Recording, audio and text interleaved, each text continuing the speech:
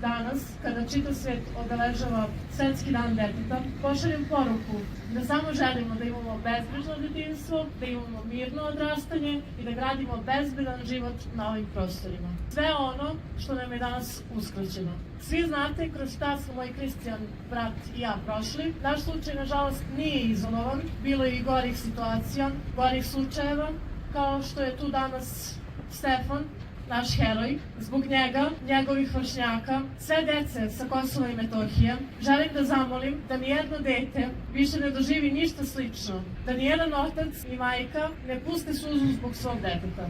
Svako dete treba da ima pravo da raste bez straha, da ide u školu, da se druži, slobodno šeta, slobodno raste u miru. Zašto mi danas na to nemamo pravo? Zato neka nas čuju, neka nas vide i dozvole da rastemo u miru, slobodi, što želimo svoj deci ovog sveta.